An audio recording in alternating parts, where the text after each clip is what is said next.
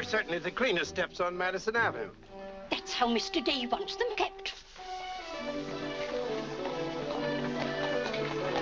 Good morning. Morning.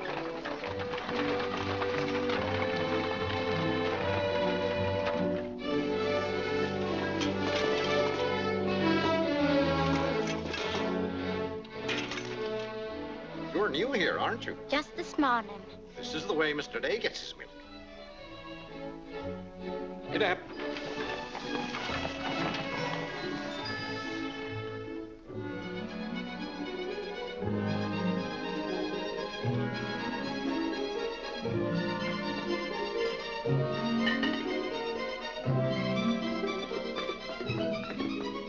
Annie, be careful of this dish. You could burn your hands. And keep the cover on till you're ready to serve them. Mr. Day likes his muffins hot. I'll do that.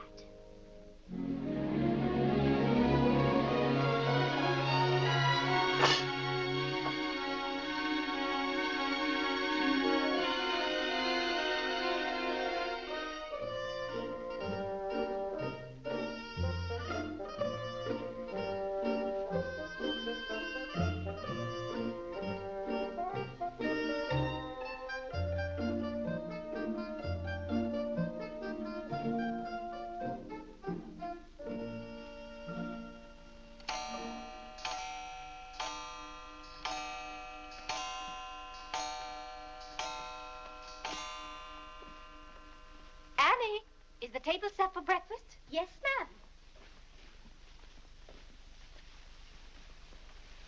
Good morning, ma'am. Good morning, Annie. How are you getting along? All right, ma'am. I hope. Now, don't be nervous just because this is your first day. Everything's going to be all right. But I do hope nothing goes wrong. Oh, no, Annie. The cream and sugar go down at this end. Oh, I thought in the center, ma'am. Everyone could reach the mace here. Mr. Day sits here. Oh, excuse me. I didn't know where to place the napkins, ma'am. You can tell by the rings. The boys have their initials. C for Clarence. He sits here. J for John. Here. W for Whitney. He sits over there, next to his father. Yes, ma'am. And the one with the little dog on it is Harlan's, of course. He's the baby. This narrow, plain one is mine. And this is Mr. Day's. It's just like mine, except that it got bent one morning. Oh, and that reminds me, Annie, always have Mr. Day's coffee piping hot. Yes, ma'am. And whenever Mr. Day speaks to you, just say yes, sir. Don't be nervous. You'll get used to him. Yes, ma'am. Oh, that beautiful rubber plant. I'm so glad it came. You mustn't water it every day. Too much moisture makes it very unhappy. Oh, good morning, Mother. I thought you were still upstairs. Good morning, Clarence. Father must be talking to himself. A redhead.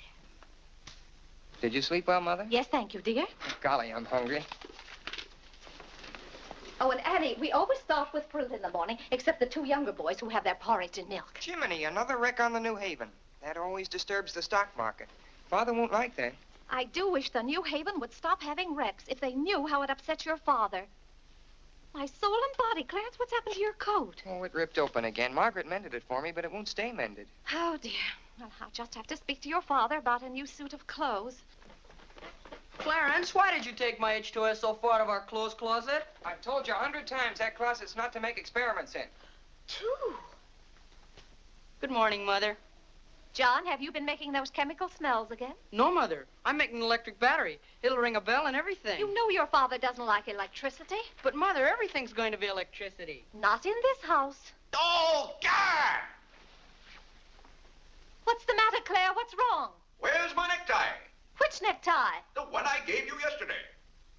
It isn't pressed yet. I forgot to give it to Margaret. I told you distinctly I wanted to wear that necktie today. You've got plenty of neckties. Put on another one right away and come down to breakfast. I don't know what this world's coming to. Mother, may I have my breakfast early? I'm going to play baseball. 3.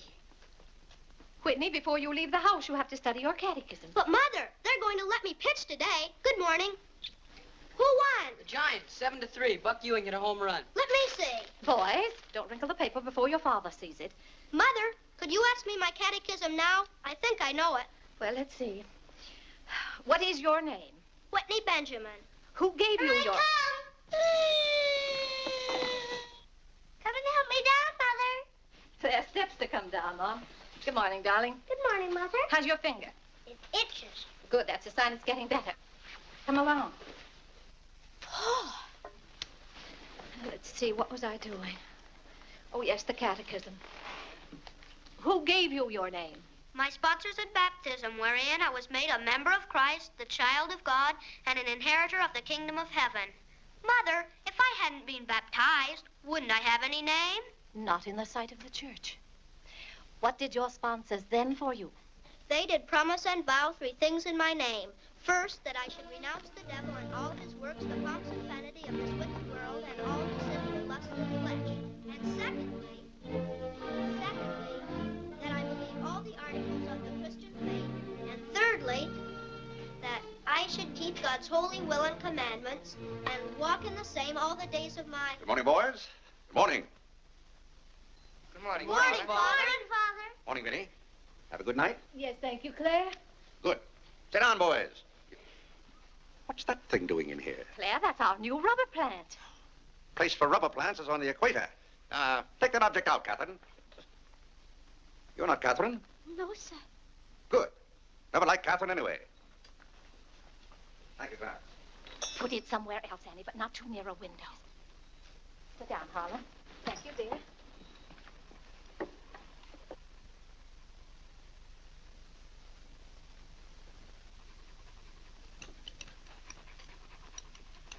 Where did that dog come from? She'll behave, Mother. I've talked to her. What did you say? Claire, that new suit looks very nice. You blasted tight. You put on a little weight, dear. I weigh just the same as I always have. Well, Clarence has just managed to ruin the only decent suit he has. I'm sorry, but I'm afraid he'll need a new suit of clothes. Vinny, Clarence has to learn not to be so hard on his clothes. But, Father, I When you thought... start in Yale in the fall, you'll be completely outfitted. But nothing this summer. Can't I have one of your old suits cut down for me? Every suit I own still has plenty of wear in it. I wear my clothes until they're worn out. Well, if you want your clothes worn out, Clarence can wear them out much faster than you can. Yes, and, Father, you never get a chance to wear yours out. Every time you get a new batch of clothes, Mother sends the old ones to the missionary barrel. I guess I'm just as good as any old missionary. Clarence, before you compare yourself to a missionary, remember the sacrifices they make. Oh, I don't know, Vinny. I think my clothes would look better on Clarence than on some Hottentot. Have that dark sack suit of mine cut down to fit you. Oh, thank you, Father. One of Father's suits. Thank you, sir. In return for that, Clarence, I want you to practice more often on your violin. Whitney, don't eat so fast. Well, Father, I'm going to pitch today. But before I go, I have to study my catechism. What do you bother with that for? Because if he doesn't know his catechism, he can't be confirmed. But Vinny, Whitney's going to pitch today. He can be confirmed any old time. Claire, sometimes it seems to me you don't care whether your children get to heaven or not. Oh, Whitney will get to heaven all right. I'll be there before you are, Whitney. I'll see that you get in. And Whitney, when we get to heaven, we'll organize a baseball team of our own. Good. Be just like you to try and run things up there. Well, from all I've heard about heaven, it seems to be a pretty unbusinesslike place. They could probably use a good man like me. What makes you so sure they'll let you into heaven? Well, if they don't, I'll certainly raise a devil of a row. Claire, I do hope you'll behave when you get to heaven. Now, Vinny,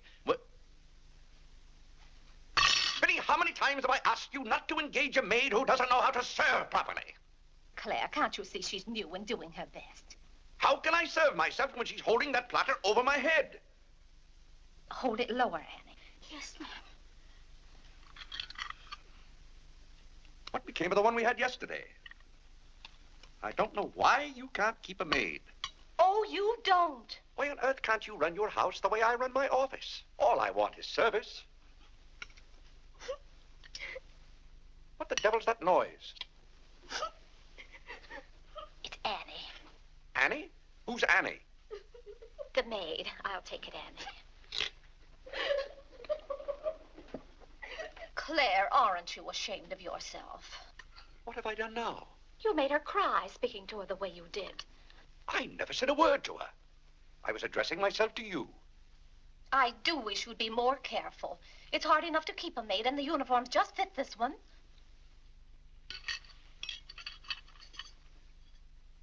What's the matter, Claire? What's wrong?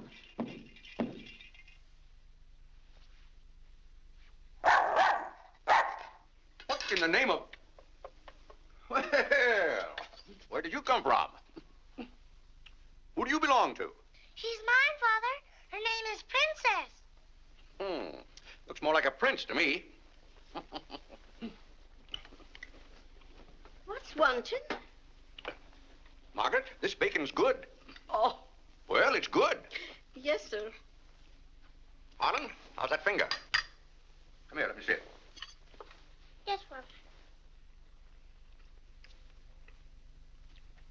Ah, yes, that's healing nicely. I guess you'll know the next time that cats don't like to be hugged. It's all right to stroke them, but don't squeeze them. Now go back and finish your oatmeal. I don't like oatmeal, Go on and finish it. It's good for you. but I don't like it. I'll tell you what you like and what you don't like. You're not old enough to know about such things. You've no business not to like oatmeal. It's good. I hate it. That's enough. We won't discuss it. Eat that oatmeal at once.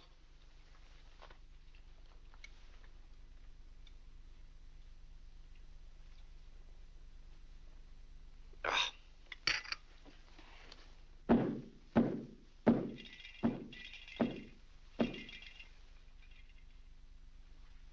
John, that letter's for your mother. I finished my oatmeal, Father. May I be excused? Yes, Whitney, you may go. It's a good game. I will. Whitney? Yes, Mother. My catechism. Never mind this morning, darling. Run along. Thank you, Mother. What's wanted? Margaret, what is this? Coffee, sir. It is not coffee. You couldn't possibly take water and coffee beans and arrive at that. It's slops, that's what it is. Slops. Take it away. I come down to this table every morning hungry. Well, if you're hungry, Claire, why aren't you eating your breakfast? I am. Aunt Judith wants me to come up and visit her. Now, Vinny, I want no more relatives in this house. We are going to live here by ourselves, in peace and comfort. Claire, I was saying Aunt Judith wants me to visit her. Oh. Eat your oatmeal, dear. Now, what on earth is this? Dear friend Day, we are assigning you the exclusive rights to Staten Island for selling the Gem Home Pop-Up of popcorn. I think that's for me, Father. But then why isn't it addressed to Clarence Day, Jr.? Oh, it is. I wouldn't get mixed up in popcorn, Clarence. It's too indigestible. Confound it, another wreck on the New Haven. If you please, ma'am, there's $1 due on a package. It's from Lewis and Congers. Oh, yes, those kitchen knives I ordered. Make a memorandum of that, Vinny. $1, and whatever it was for. Of course, Claire. I must have a record of what is spent running this house. I've never understood what good a record is after the money's gone. There's just $1, Margaret. Vinny, this house must be run on a business basis. Of course, dear. That's what the household accounts are for. Oh, Claire, it's 8:30. You don't want to be late at the office. Plenty of time. Annie, clear the table now. Yes, ma'am, I'll do that. Clarence, John, Yes, Mother? you boys go up and move the small bureau from my room into yours. Who's coming? Cousin Cora, and she's bringing a friend with her, a young girl. A girl? You'll have to help entertain her, Clarence. Oh, Mother, do I have to? Wait till Father finds out we've got visitors. There'll be a rumpus. John, don't criticize your father. He's very hospitable. After he gets used to the idea. I like coffee, I like tea, I like the girls, and the girls like me. Well, I don't like girls, and they don't like me. Oh, God! Go on, boys, go on. What's the matter, Claire? What's wrong? How did that get in this room? Now, Claire, how was the new maid to know? Well, keep that abomination out of here. All right, I'll take it. Oh, Claire, dear, I'm afraid I'm going to need some more money. You were complaining about the coffee this morning. Well, that nice French drip coffee pot is broken, and you know how it got broken. Yeah, never mind that, Vinny. As I remember, that coffee pot cost $5 and something. I'll give you $6. When you get it, Vinny, enter the exact amount in the ledger. Of course, Claire. We can't go on month after month having the household accounts in such a mess. No, and I've thought of a system that will make my bookkeeping perfect. Well, I'm certainly relieved to hear that. All we have to do is open charge accounts everywhere, and the stores will do my bookkeeping for me. Now, wait a minute, Vinny. Then, when the bills come in, you'd know exactly where your money had gone. Yes, I certainly would. Vinny, we get enough bills as it is. Claire, dear, don't you hate those arguments we have every month? I certainly do. Not to have those, I should think, would be worth something to you. Well, I'll open an account at Lewis and Congers and one at McCreary's to start with. Thank you, Claire. We'll see how it works out. Thank you. Oh, The rector's coming to tea today. The rector? Well, I'm glad you warned me. I'll go to the club. Don't expect me home until dinner time. Claire, dear, I do wish you'd take a little more interest in the church. Getting me into heaven is your business, Vinny. If there's anything wrong with my ticket when I get there, you can fix it up. Everybody loves you so much, I'm sure God must too. I'll do my best, Claire. It wouldn't be heaven without you. If you're there, Vinny, I'll manage to get in some way, even if I have to climb the fence. Sweet Marie, come to me, sweet Marie. Margaret, Margaret. Oh, yeah! What's the matter, Claire? What's wrong? Why did God make so many dumb fools and Democrats? Oh, politics. Yes, but it's taking the bread out of our mouths. Huh. Honest Hugh Grant. Honest, bah. Fine mayor you've turned out to be. If you can't run this city without raising taxes every 5 minutes, you'd better get out. Let someone who can. Richard Croker's running this town, and you're just his cat's paw. Tell me this. Are these increased taxes going into public improvements, or are they going into graft? Answer me that honestly if you can, Mr. Honest Hugh Grant. You can't. I thought so. Bah! Don't order dinner. You were elected to office on the promise that you would put an end to all this thievery and corruption. Have you put an end to it? No. You've encouraged it. Every day there's some new raid on the public treasury. If you don't stop plundering the pocketbooks of the good citizens of New York, we're going to throw you and your boodle board of aldermen out of office. I'm warning you for the last time. It's robbery. That's what it is, highway robbery. Annie. If Annie. you think we're going to submit to this... Take this fresh cup of coffee into Mr. Day. Tell you, sir. But Mr. Day's Real got a estate owners visitor. in New York City are not going to tolerate these conditions any Nonsense. longer. Run along in now. We pay you a good round sum to watch after our interests, and all we get is inefficiency. I know you're an nincompoop, and I strongly suspect you of being a scalawag. You're not going to escape your legal responsibilities. Legal responsibilities? By gad, I mean criminal responsibilities. Don't think for 1 minute we're going to let you escape. We're going to throw you into jail.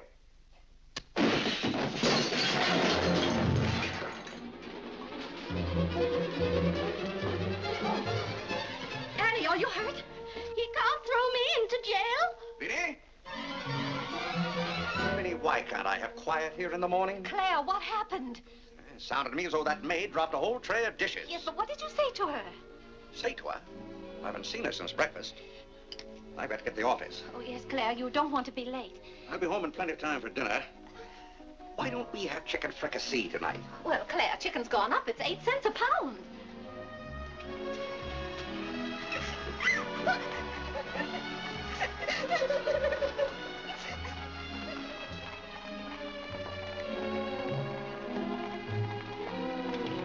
Where the devil's she going, dressed up like that? Claire, you've done it again. How could you?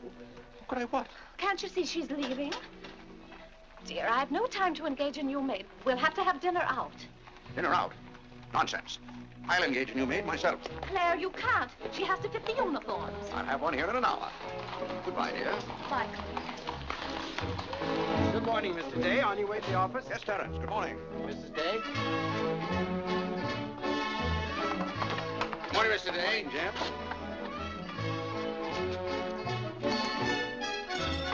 Get here.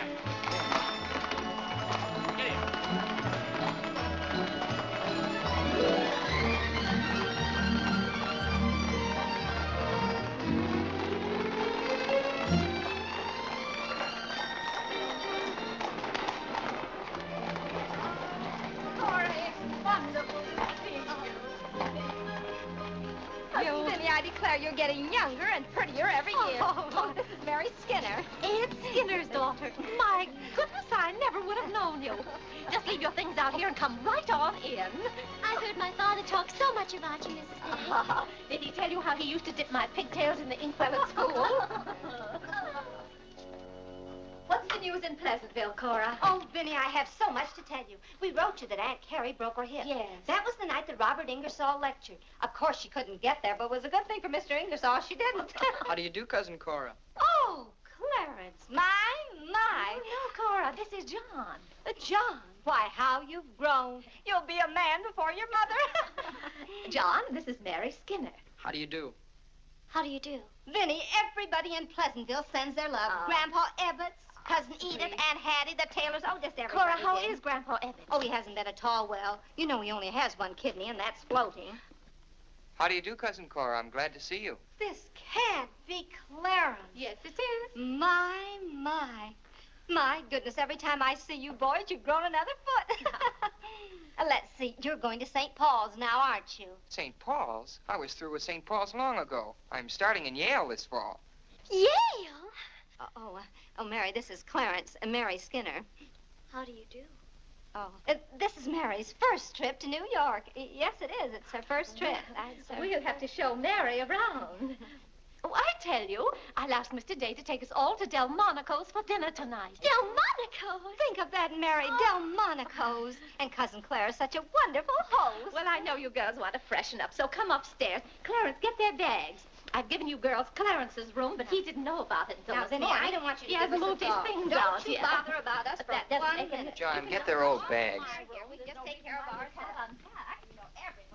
Oh, you play the violin. Well, I fool with it a little. You're just being modest. No, really, I play the piano. Not awfully well, but...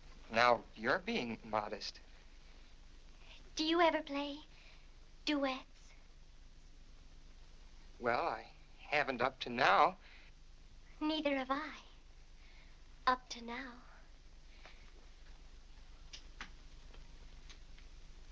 Cora didn't tell me about you. I never met a Yale man before.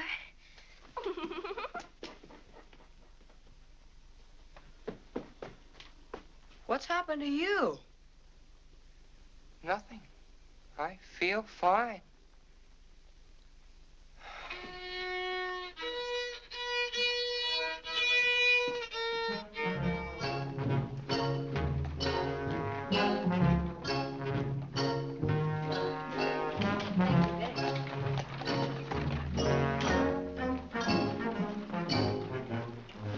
Where do you keep them? Do you wish a domestic servant? Where do you keep them? I will take your name and address. Confound it, I'm late at the office now. If you will give me the details as to what kind of person you require. I'm asking you where you keep them. Why, the girls are in there, but clients are not allowed in that room. If you will tell me the kind of a position you wish to have filled, I will be very glad to...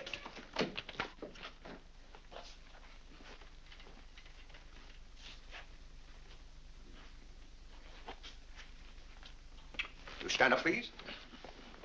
Sir, this is quite against the rules. I must know what you want the girl for. I'll take that one. What's your name? Hilda, sir. Hilda, you go right over to 420 Madison Avenue. I will, sir. That's all, thank you. Sir, before I can let any girl go from this establishment, I must know the character of the home in which she will be employed. Madam, I am the character of my home. My duty toward my neighbor is to love him as myself and to do unto all men as They should do unto me. they should do unto me. He really knows it. Well, he's done very well for so young a boy. May I go now? Yes, darling. Thank you, Dr. Lloyd. Not at all. Come on, Harlan. Wait for me. Ah, you and Mr. Day must be very proud of your children. I was hoping I'd find Mr. Day at home this afternoon. Well, he's usually home from the office by this time. Perhaps he's gone for a gallop in the park. It's such a fine day. He's very fond of horseback riding, I believe. Oh, yes. Tell me, has he ever been thrown from a horse? Oh, no horse would throw Mr. Day. I just thought he might have had some accident. I notice he never kneels in church. Oh, that's no accident. But I don't want you to think he doesn't pray. He does. Why, sometimes you can hear him all over the house. But he never kneels. Ah, perhaps that's Mr. Day now. I hardly think so. Oh, the devil, I forgot. Claire, you're just in time for tea. I'll send for some hot water. How are you, Dr. Lloyd? It's a great pleasure to have a visit with you, Mr. Day. Mother, are they back yet? No, Clarence, no. Except for a brief glimpse on the Sabbath, I don't see much of you. Well, Claire, did you have a busy day at the office? Devilishly busy. Claire, A very busy day. Tired out. How a man can get tired just sitting at a desk all day, I don't know. I suppose Wall Street is just as much a mystery to you as it is to me, Dr. Lloyd. No, it's all very clear to me. My mind often goes to the businessman. The picture I'm most fond of is when I envision him at the close of the day's work. I see him pausing in his toil, and it comes over him that all those figures of profit and loss are without importance or consequence. Vanity and dust. Well, I'll be... Claire? Yes, ma'am. Delia, some more hot water, please. Yes, ma'am. Who's that? The new maid. Where's the one I sent this morning? The uniform didn't fit. I like the one I picked out better. Claire, Dr. Lloyd wants to tell us about the plans for the new edifice. The new what? The new church. You knew we were planning to build a new church. Of course, we're going to have to raise a large sum of money. Well, personally, I'm against the church hopping, skipping, and jumping all over the town. So any contribution I make will have to be a small one. The amount everyone is to subscribe has already been decided. Who decided it? After considerable thought, we voted that our supporting members should each contribute a sum equal to the cost of their pew. I paid $5,000 for my pew. Yes, Claire, that makes our contribution $5,000. That's robbery. Do you know what that pew was worth today? $3,000. That's what the last one sold for. I've taken a dead loss of $2,000 on that pew already. Frank Baggs sold me that pew when the market was at its peak. He knew when to get out. And I'm warning you, Vinny, if the market ever goes up, I'm going to unload that pew. Clarence Day, how can you speak of the temple of the Lord as though it was something to be bought and sold on Wall Street? Now, Mrs. Day, your husband is a practical man. We've had to be practical about the new church. We have all the facts and figures. Oh? What's the property worth where we are now? Oh, let's see. Is it $40,000? I know the figure has a 4 in it. What's the new piece of property going to cost you? I think the figure I heard mentioned was $85,000.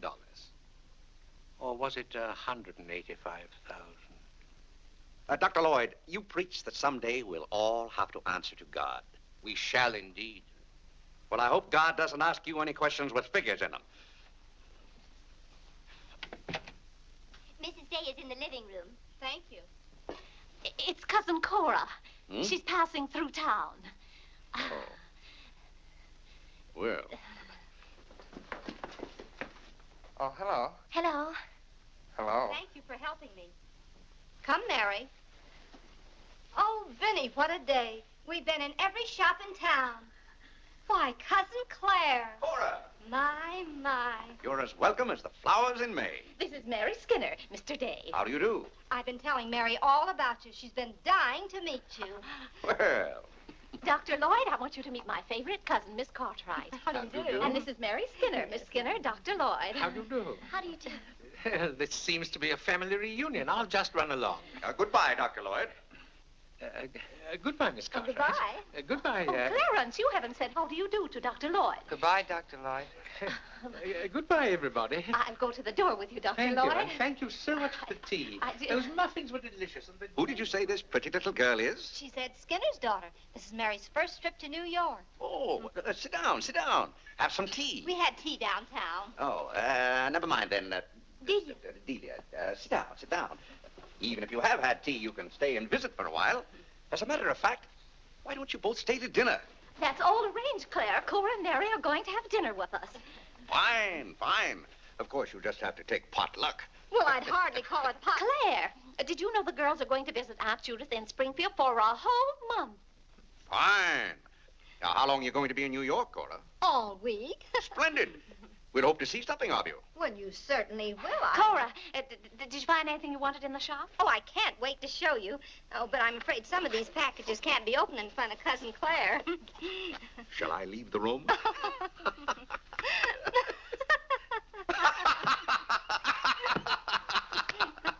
Oh, Clarence, would you take the packages in the hall up to our room, or should I say your room? Wasn't it nice of Clarence to give up his room to us for a whole week? Cora, come on, I just can't wait to see what's in those packages. Well, we'll be back soon.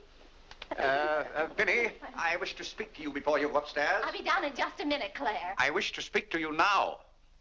I'll be up in just a minute, Cora. It's all right, Vinny. Come along, Mary. Are those two women encamped in our house? Now, Claire. Answer me, Vinny. Now, Claire, you know... Answer me! Just a minute. Clarence. Now, Claire, you know you've always been fond of Cora. What has that to do with her planking herself down in my house and bringing hordes of strangers with her? How can you call that sweet little girl a horde of strangers? Why don't they go to a hotel? New York is full of hotels built for the express purpose of housing such nuisances. Claire, two girls alone in a hotel? Why, who knows what might happen to them? All right, then put them on the first train. They want to roam with the gypsies? Lend them a hand. Keep them roaming. But, Claire, they're just staying in that little room of Clarence's. The trouble is they don't stay there. They stay in the bathroom. Every time I want to take my bath, it's full of giggling females, washing their hair. I tell you, I won't have it.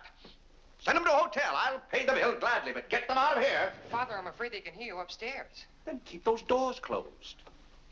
Clarence, you open those doors. Open them all the way. Now, Claire, you be quiet and behave yourself. They're here, and they're going to stay here. That's enough, Vinny. I want no more of this argument.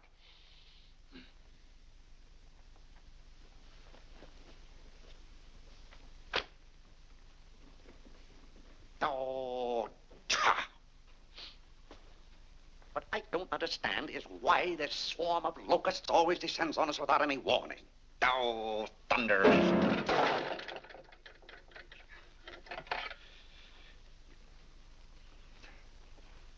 Vinny. Dear Vinny.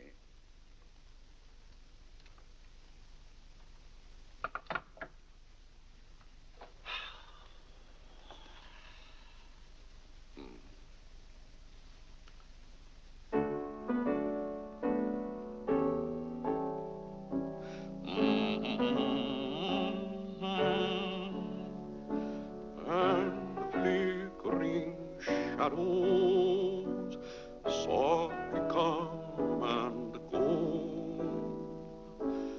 Though my heart be weary.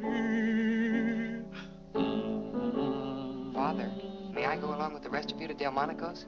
What's that, Delmonico's? You're taking Mother, Cousin Cora, and Miss Skinner to Delmonico's for dinner tonight. Oh, Gad! I won't have it. I won't have it. I will not have my life arranged for me. I bought this house for my own comfort. I will not submit myself to this indignity. Now, Claire, what's the matter? I won't stand it. By heaven, I won't stand it. Clarence. Do I understand that I am not permitted to have dinner in my own home? Oh, Claire, a little change will do you good. I have a home to have dinner in, and any time I can't have dinner at home, this house is for sale. Well, Claire, you can't have dinner here tonight because it isn't ordered. And besides, Cora and Mary want to see something of New York. Well, that's no affair of mine. I am not a guide to Chinatown and the Bowery. Oh, Mr. Day, I just love your house. I could live here forever.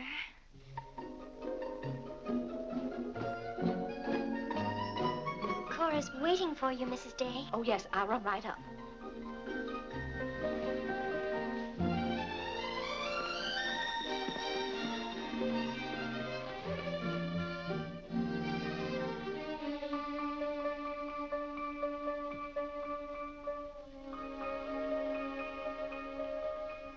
I'm glad you like our house, Miss Skinner. I like it very much, Mr. Day. Praise from a stranger is approbation indeed. At home, our living room is green. I like green. I like green, too. Red's my favorite color. It's an interesting thing about colors. Red's a nice color in a house, too, but outside, too much red would be bad. I mean, for instance, if all the trees and the grass were red. Outside, green's the best color. That's right. I never thought of it that way. But when you do think of it, it's quite a thought. I bet you make your mark at Yale. Oh. My mother wants me to go to college. Do you believe in girls going to college? I guess it's all right if they want to waste that much time. Before they get married, I mean. I'm glad you're fond of music, Mr. Day. Oh, hello. Look, a new youth companion. John enjoys the youth's companion. John. Won't you sit down? Oh, thank you. It tells all about connecting batteries in series. John, Miss Skinner and I were talking. Oh, that's all right. You won't bother me. Jiminy, there's where I made my mistake. I didn't mix enough blue vitriol with it.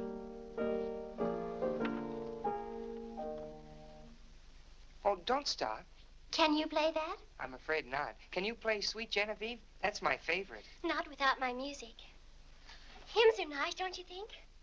I like this one.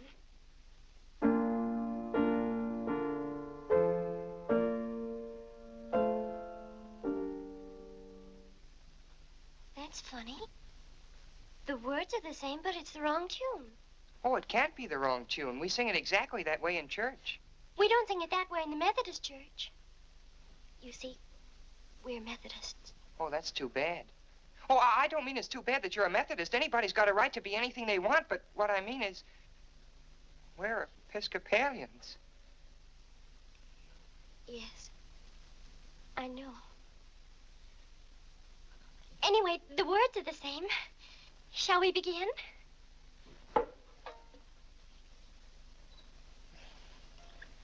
Now.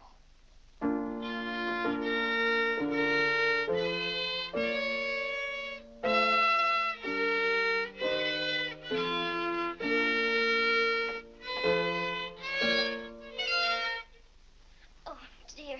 Well, what's wrong? Shall we try again?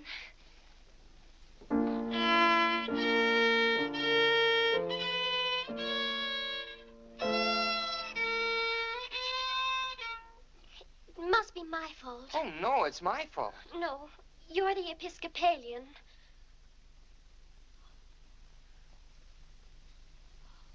I just remembered something. My father was an Episcopalian. He was baptized an Episcopalian. He was an Episcopalian right up to the time he married my mother. She was the Methodist. Oh. Oh, well, let's try it again, then.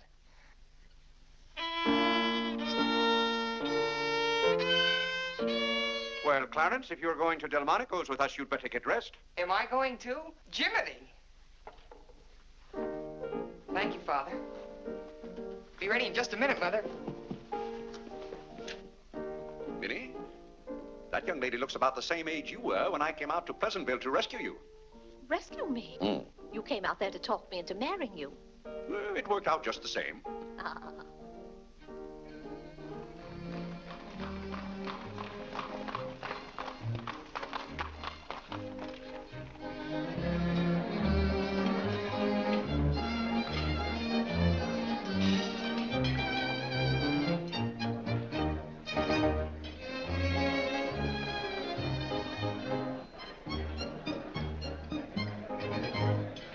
L'addition, François. Oui, monsieur, tout de suite.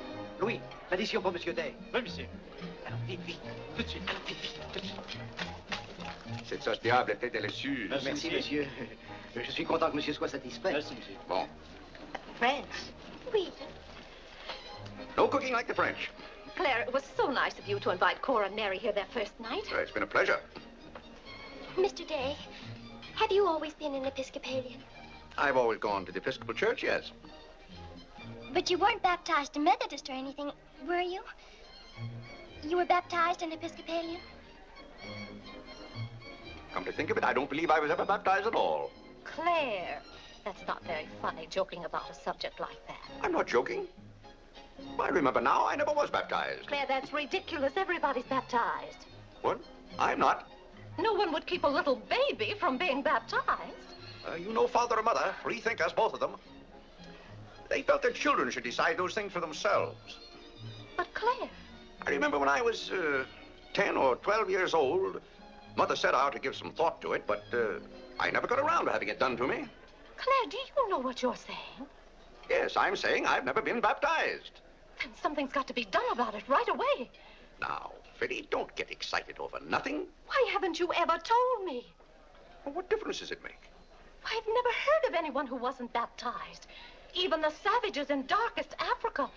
Well, it's all right for savages and children. But if an oversight was made in my case, it's too late to correct it now.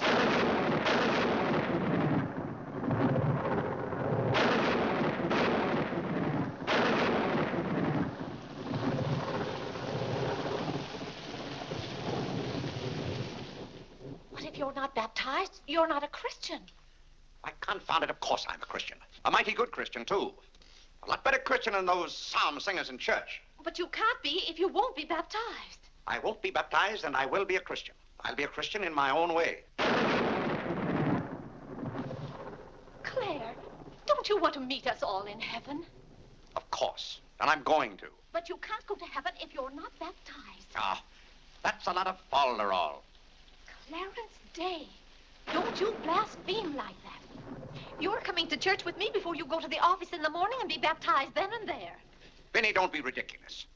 If you think I'm going to stand there and let Dr. Lloyd splash water on me at my age, you're mistaken. No, I'm sleepy. Good night, Vinny.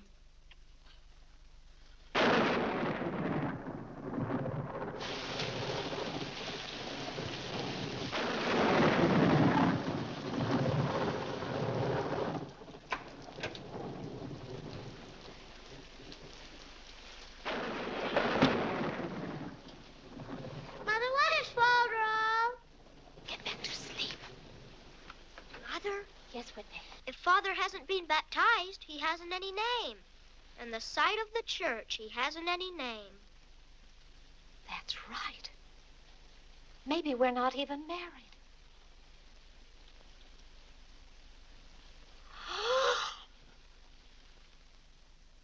We, thine unworthy servants, do give thee most humble and hearty thanks for all thy goodness and loving kindness to us and to all men. We bless thee for our creation, preservation, and all the blessings of this life. But above all, for thine inestimable love in the redemption of the world by our Lord Jesus Christ. For the means of grace, for the hope of glory. And we beseech thee, give us that due sense of all thy mercies, that our hearts may be unfeignedly thankful, and that we show forth thy praise, not only with our lips, Tell Clarence to kneel. by giving up ourselves to thy Clarence service, to kneel. and by walking before thee in holiness and Mother says kneel. all our days. Through Jesus Christ our Lord, to whom He says he can. with thee, He says the he Holy can. Ghost, be all He honor says and he glory, can. world without end. Amen. The grace of our Lord Jesus Christ, and the love of God, and the fellowship of the Holy Ghost be with us all evermore. Amen.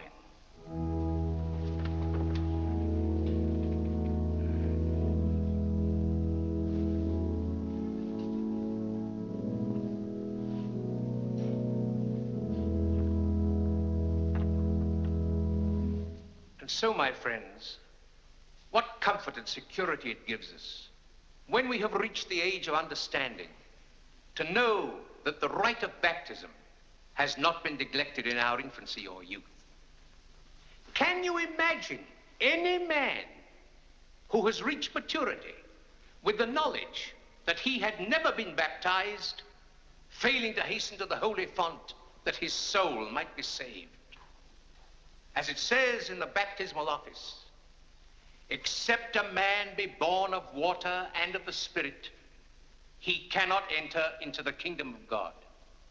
He that believeth and is baptized shall be saved, but he that believeth not shall be damned. What's that follow up to? He can't be. Which also showeth us the great benefit we reap thereby. He that is baptized showeth great benefit. But he that believeth not cannot enter into the kingdom of God. Says, For the promise is to you and to your children.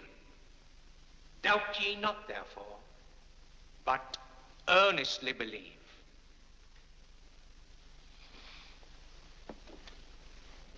In the name of the Father, and of the Son, and of the Holy Ghost. Amen. Amen.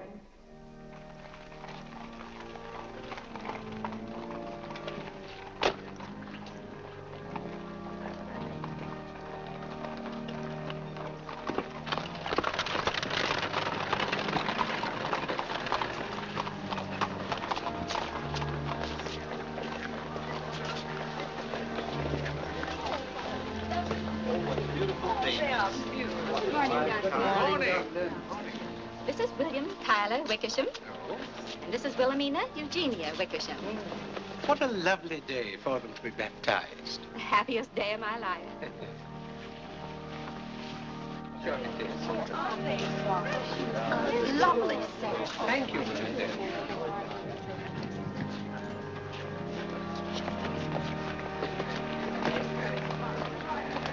Claire, you know I didn't ask Dr. Lloyd to do that. You must have said something. Well, I had to find out from him if we were really married. I am married and I'm not baptized. And as far as I'm concerned, the whole congregation can know it. They certainly know it now. That suits me.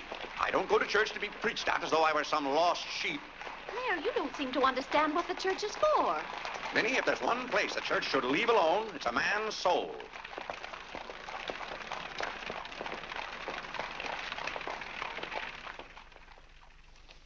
Well, he's going to be baptized, Cora. You mark my word. I just couldn't go to heaven without Claire. Why, I get lonesome for him even when I go to Ohio. It's awfully hard on a woman to love a man like Claire so much. Oh, men are so aggravating. They take everything for granted. They certainly do. You know, I don't believe Claire's come right out and told me he loves me since we've been married. Of course, I know he does because I keep reminding him of it. You have to keep reminding them, Cora. Minnie, the table isn't set for dinner yet. I'll be back in a minute, Cora. We're having it after Cora and Mary go to the train. Their cab's coming at 1 o'clock. Cab? The horse cars go right past the door. But, Claire, they have those heavy bags. Cabs are a waste of money. Well, if dinner's going to be delayed, I'll work on this month's bills. Where are they? Now, Claire, it isn't fair to go over the household accounts when you're hungry. Vinny, where are those bills? They're in the library on your desk. Oh. I didn't know dinner was going to be late. No one ever tells me anything in this house. Back home, I ride all the time. I love horses. The horse is my favorite animal. Well, goodness, where have you two been? Clarence wanted to show me his grandfather's house. You'll have to hurry and finish your packing. It won't take me long. Can I help you pack? Clarence! Clarence, why did you kneel in church today? I just couldn't. If it's because your father doesn't kneel, you must remember he wasn't brought up to kneel in church. But you were. Has it anything to do with Mary? I know she's a Methodist. Oh, no, Mother. Methodists kneel. Mary told me. They don't get up and down so much, but they stay down longer. Clarence, you want to kneel, don't you? Oh, yes, I wanted to kneel today. I tried. You saw me try, but I just couldn't. Is that suit of your father's too tight for you? No, it's not too tight. Well, what is it? Mother, very peculiar things have happened to me since I started to wear this suit. I can't seem to make these clothes do anything Father wouldn't do. Oh, that's nonsense, Clarence. And not to kneel in church is a sacrilege. Making Father's trousers kneel seemed more of a sacrilege. Clarence! Do you know what happened at Dura Wakefield's party for Mary last night? We were playing musical chairs, and some girl sat down suddenly right on my lap. Well, I jumped up so fast she almost got hurt. She was sitting on Father's trousers. Well, Mother, I've got to have a suit of my own. My soul and body. Well, you'll just have to talk to your father about it. I'm sure if you approach him the right way, you know, tactfully, he'll see. Oh, excuse me. Gracious. It didn't take you very long. Well, I'll see about your box lunch for the train.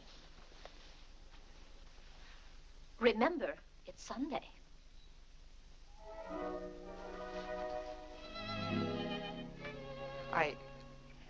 I was hoping we could have a few minutes together before you left. Cora had so much to do, I wanted to get out of her way. Well, didn't you want to see me? I did want to tell you how much I've enjoyed our friendship.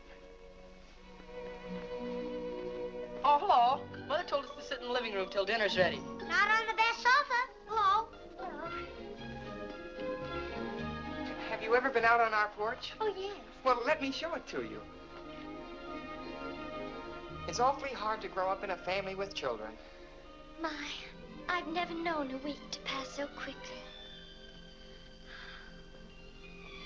Why, Yes? Yes? You're going to write me when you get to Springfield, aren't you? Of course. if you write me first. But you'll have something to write about, your trip and Aunt Judith and how things are in Springfield. You write me as soon as you get there. Maybe I'll be too busy. Maybe I won't have time. Well, you find the time. Let's not have any nonsense about that. You'll write me first, and you'll do it right away, the first day. How do you know I'll take orders from you? Well, I'll show you. Give me your hand. Why should I? Give me your hand, confound it. What do you want with my hand? I just wanted it. What are you thinking about? I was just thinking. About what? I was hoping you'd write me first, because that would mean you liked me. Well, what's my writing first got to do with liking you? You do like me then. Of course I do. I like you better than any girl I ever met. But you don't like me well enough to write first. Well, I don't see how one thing's got anything to do with the other. But a girl can't write first because she's a girl. Well, that's nonsense. If a girl has something to write about and a fellow hasn't, there's no reason why she shouldn't write first. You know, the first few days I was here, you'd do anything for me. And then you changed. You used to be a lot of fun. Then all of a sudden you turned into an old sober-sides. Why, you even dress like an old sober-sides. What's the matter? I just happened to remember something. What? Oh, I know. It's because this is the last time we'll be together. Mary, please. But, Clarence, we'll see each other in a month when I come back. Oh, Clarence, please write me first, because that'll show me how much you like me. Please. I'll show you how much I like you. Get up, get up!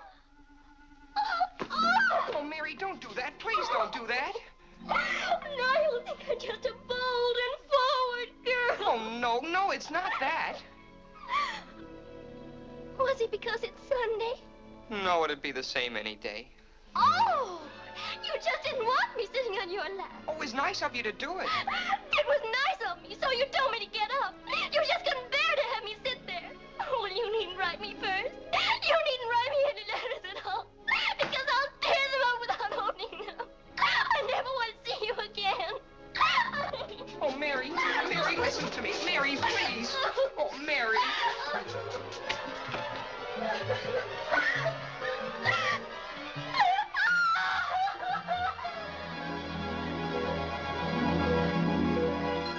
Clarence! Yes, Father? That young lady's crying. She's in tears. What's the meaning of this? I'm sorry, Father. It's all my fault. Nonsense. What's that girl trying to do to you? Well, no, she wasn't. It was... Well, whatever the quarrel was about, Clarence, I'm glad you held your own. Father, I have to have a new suit of clothes. You've got to give me the money for it. Young man, do you realize that you're addressing your father? I'm sorry, Father. I apologize. But you don't know how important this is to me. A new suit of clothes is so important. Oh, why should... Clarence, has your need for a new suit of clothes anything to do with that young lady? Yes, Father. Why, Clarence. Why, this comes as quite a shock to me. What does, Father? Well, you are being so grown up. Still, I might have known if you were going to college this fall. Yes, you're at the age when you'll be meeting girls. Clarence, there are things about women that I think you ought to know. Sit down.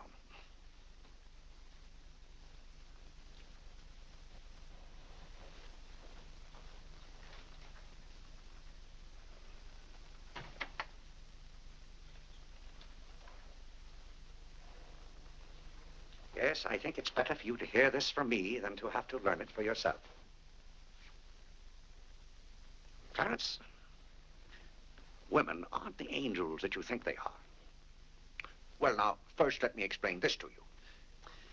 You see, Clarence, we men have to run this world. And it's not an easy job. It takes work. And it takes thinking. A man has to reason things out. Now you take a woman. A woman thinks... No, I'm wrong right there. A woman doesn't think at all. She gets stirred up. And she gets stirred up over the most confounded things. Now, I love my wife just as much as any man, but that doesn't mean that I should stand for a lot of falderall.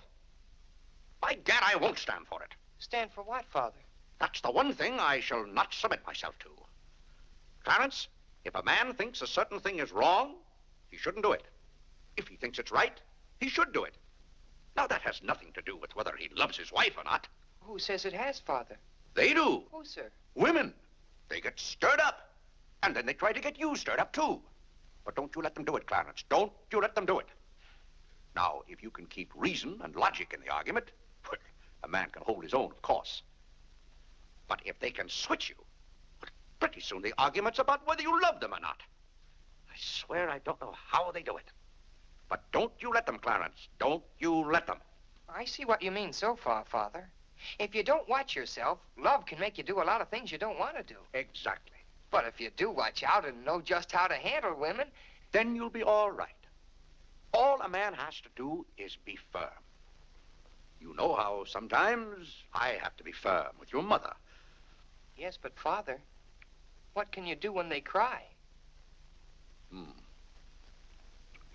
Well, that's quite a question. You just have to make them understand that what you're doing is for their good.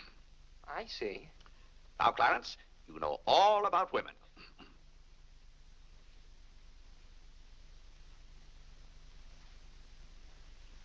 But, Father... Yes, Clarence? I thought you were going to tell me about... About what? About women. Clarence, there are some things gentlemen don't discuss. I've told you all you need to know. The thing for you to remember is be firm.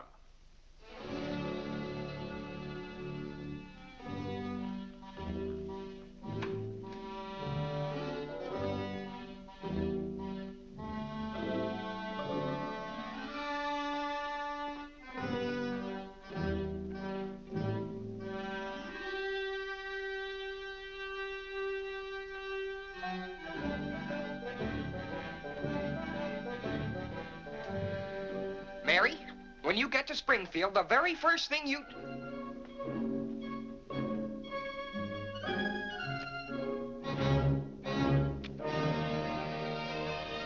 Oh, God! What's the matter, Claire? What's wrong? Sit down, Vinny. Oh, Claire, Cora and Mary are leaving any moment Sit down. now. Vinny, you know I like to live well, and I want my family to live well. But this house must be run on a business basis. I must know how much money I'm spending and what for. For instance, if you recall, a week ago, I gave you $6 to buy a new coffee pot. Yes, because you broke the old one. You threw it right on the floor. I'm not talking about that. Now, I find here among my... It was a pity to break that nice coffee pot, Claire. It was imported from France, and that little shop has stopped selling them. But what has that They to... said the tariff wouldn't let them, and that's your fault because you're always voting to raise the tariff. The tariff protects America against cheap foreign labor. Now, this bill... The tariff does nothing but put up the prices, and that's hard on everybody, especially the farmer. Vinny, I wish to heaven you wouldn't talk about matters you don't know anything about. I do, too, know about them. Miss Gulick says that every intelligent woman should have some opinion Who, about... may I ask, is Miss Gulick? She's the current events woman I told you about, and the tickets are $1 every Tuesday. Do you mean to tell me that a pack of idle-minded females pay $1 apiece to hear another female gabble about the events of the day? Listen to me if you want to know anything about the events of the day. But you get so excited, Claire. And besides, Miss Gulick says that our president, whom you're always belittling, prays to God for guidance. Vinny, what happened to that $6? What $6? I gave you $6 to buy a new coffee pot. Now I find that you apparently got one at Lewis and Congress and charged it. Here's the bill. One coffee pot, $5. So you owe me $1, and you can hand it right over. I'll do nothing of the kind. What did you do with that $6? Well, Claire, I can't tell you now, dear. Why didn't you ask me at the time? I give up. Wait a minute. I spent $4.50 for that new umbrella. Now we're getting somewhere. One umbrella, $4.50. And that must have been the week I paid Mrs. Tobin for 2 extra days washing. Mrs. Tobin. That's $2 more. That makes $6.50, and that's another 50 cents you owe me. I don't owe you anything. What you owe me is an explanation of where my money's gone. I do the best I can to keep down expenses. You know yourself, Cousin Phoebe spends twice as much as we do. Don't talk to me about your cousin Phoebe. You talk about your own relatives enough. That's not fair, Vinny. When I talk about my relatives, I criticize them. I can't even speak of Cousin Phoebe. You can speak of her all you want to. But I won't have Cousin Phoebe or anyone else dictating to me how to run my house. I didn't say a word about her dictating. Claire, you know she isn't that. You said... Well, I don't know what you said now. You never stick to the point. Now, we're going over this account book, item by item. I find here a bill for $38. I don't know what you expect of me.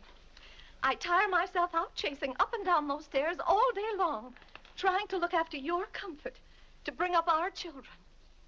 I do the mending and the marketing. Now you want me to be an expert bookkeeper, too.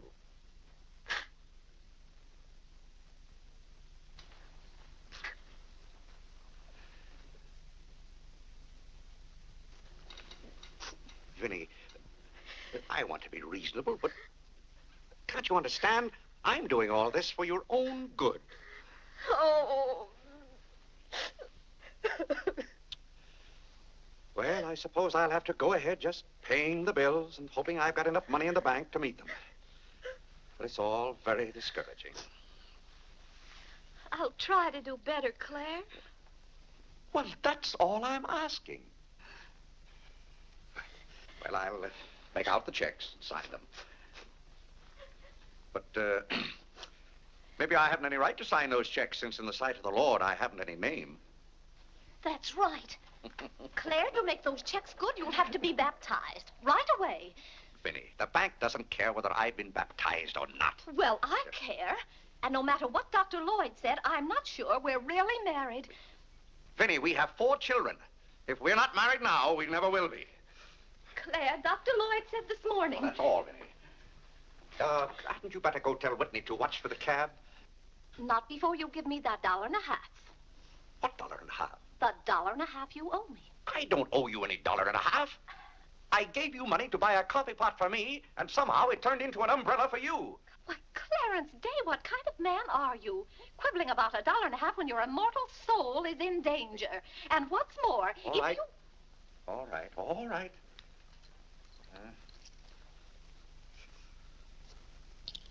Thank you, Claire. Now the accounts are all straight again.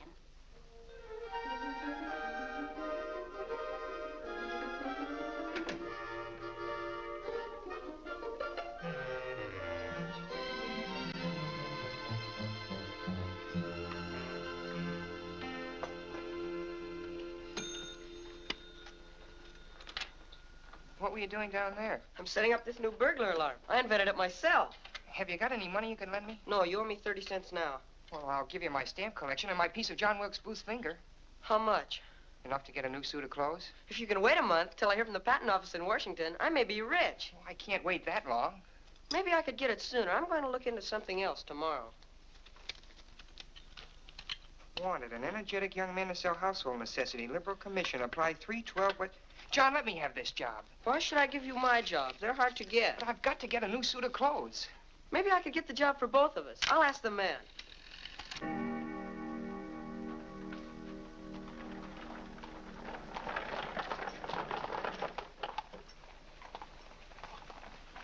The cab's here, Father. Oh, thank you, Whitney. Vinny, Cora, the cab's here. John, go up and get their bags. Yes, sir. Here's the lunch for the train, sir. Take it out to the cab.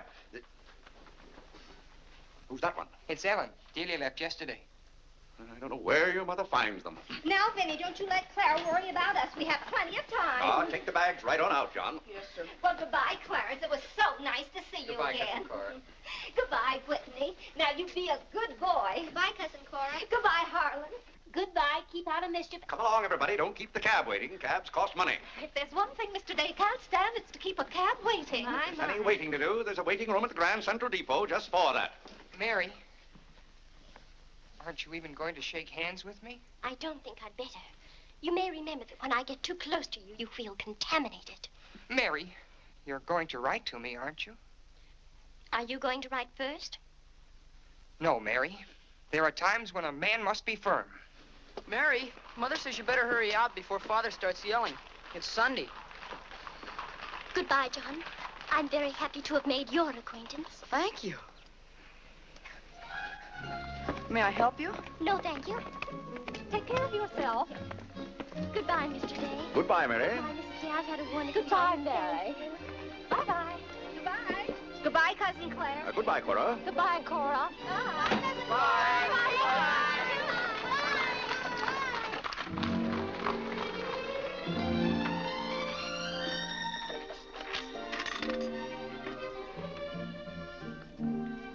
Dear Mary. My duty toward my neighbor is to love him as myself and to do to all men as I would they should do unto me. Has Father gone to the office yet? Come on, let's go to the ball field. I've got to guard this box till John comes back. It's his burglar alarm. It wouldn't work, so he fixed it. We're going to put it back in the dining room after Father goes to the office. Are there burglars around? Everywhere. Oh. To love, honor, and succor my father and my mother.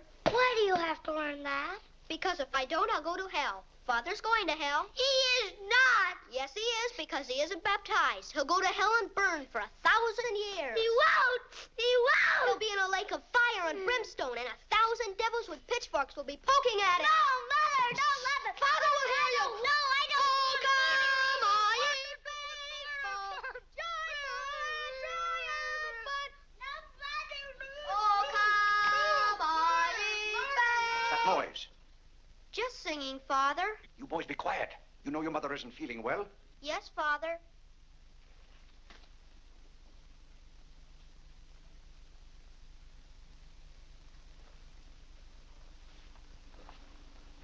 What did your mother say? She says she doesn't want any breakfast. Now, why does your mother do that to me? She knows it just upsets my day when she doesn't come down to breakfast. A special delivery, sir. Thank you. Thank you. Where's John this morning? Well, John had his breakfast early, Father, and went out to see about something. See about what? Well, John and I thought we'd work this summer and earn some money. Good. Work never hurt anyone. It's good for them. But if you're going to work, work hard. King Solomon had the right idea about work. Whatever thy hand findeth to do, Solomon said, do thy doggonedest. Well, I don't understand this at all. Here's a letter from some woman I never even heard of. Oh, Father. Don't gad! What is it, Father? This woman claims that she sat on my lap and that I didn't like it. Huh. What's that word? No, that one down there. It looks like curiosity. Oh. I only opened your letter as a matter of curiosity. Yes, go on. Why, this gets worse and worse. It just turns into a lot of sentimental, lovey-dovey mush. Cha!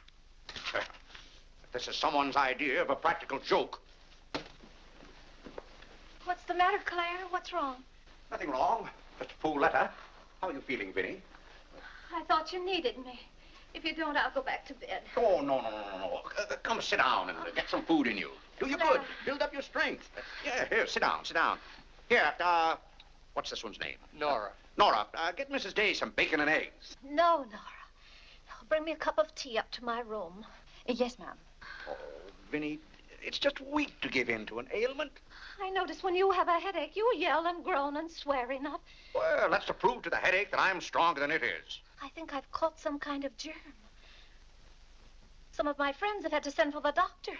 The doctor? Oh, poppycock.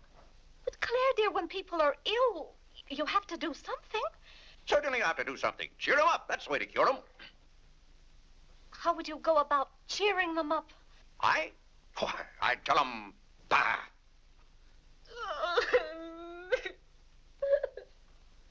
What have I done now? Oh, Claire, hush up.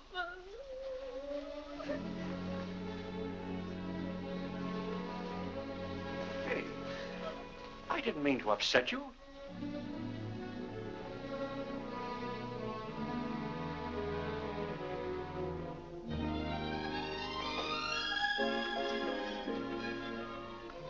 Dear Clarence.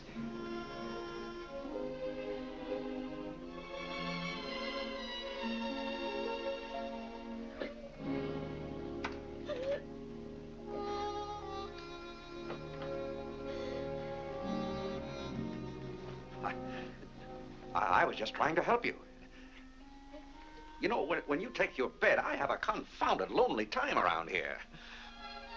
So when I see you getting it into your head that you're not feeling well, I want to do something about it. But just because some of your friends have given in to this, no reason why you should imagine you're ill. Claire, stop. Get out of this house and go to your office.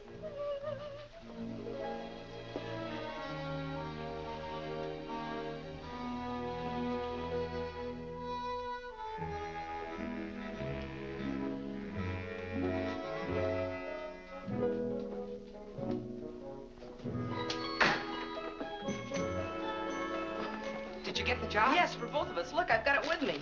What is it? Medicine. Medicine? You took a job for us to go out and sell medicine?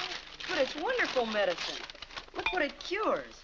A sovereign cure for colds, coughs, catarrh, asthma, quinsy, and sore throat. Poor digestion, summer complaint, colic, dyspepsia, heartburn, and shortness of breath.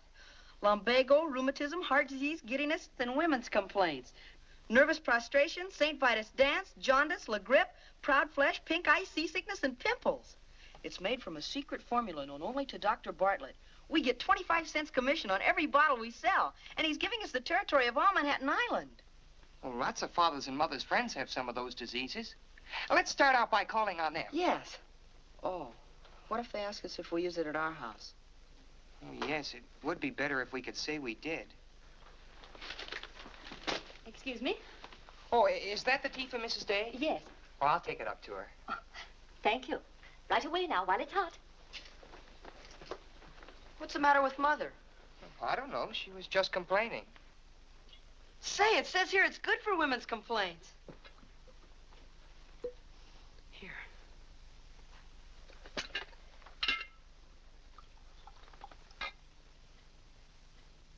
Yes, sir. Chesapeake and Ohio and 8. New York Central, 3/4. I'd like to see Mr. Day about those Morris and Essex apartments. Today's very busy this morning. You'll have to wait.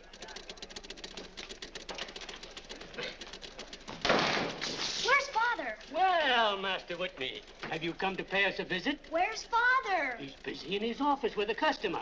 Master Whitney! But, Mr. Day, the president of the firm has Father, you have to come home right away. What's the meaning of this? Who sent you down here? Your mother? No, sir. Mother's ill. She's terribly ill. Did the doctor send you for me? No, sir. It was Margaret. Margaret? Margaret says you're to come home right away and no nonsense. Perkins, go down and stop the first cab you see. A cab, sir? For you, Mr. Day? Yes, I want a cab, and no nonsense. Yes, sir. I'm sorry, Mr. Hopkins.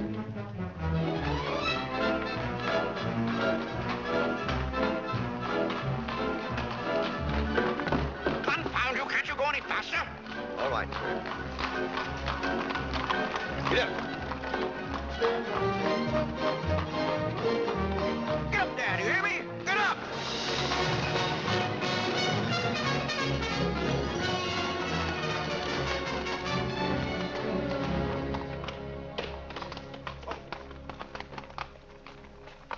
Oh, Doctor, how is Mrs. Day? She's a pretty sick woman.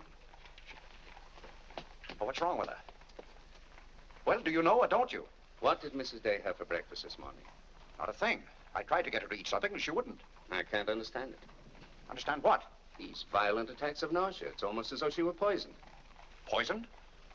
Let me take your cab. I'll try not to be gone more than 10 or 15 minutes. And, Mr. Day, you're not to go into a room. You'd better get her well. Right away, or you'll hear from me. Turn west on 47th Street. Get up, get up.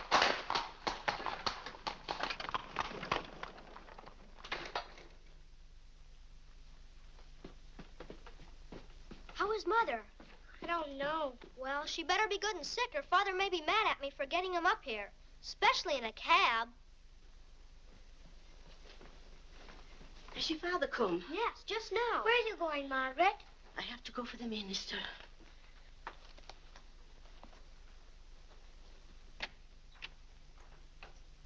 I guess the minister's coming to baptize Father, so I won't have to go to hell. You can't be baptized in a house. You've got to have water. We have lots of water. Not the right kind.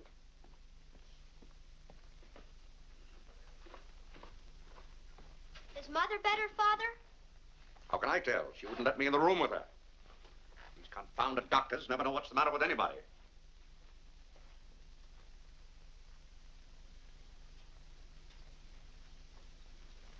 Father, Yes? Mother's going to get well, isn't she?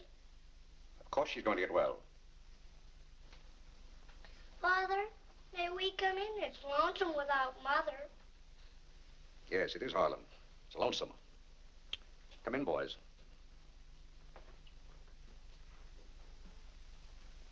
What have you been doing, Harlan? Nothing. They won't let me upstairs.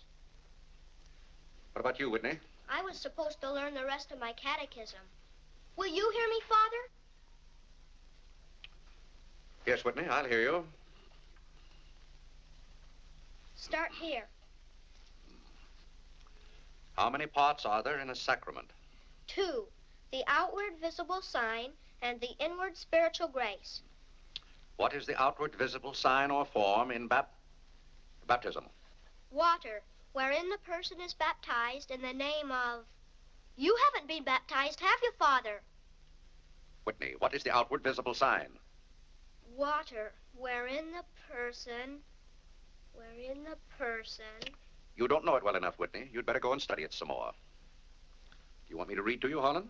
Father, are they going to put you into hell? Whitney, take Harlan with you.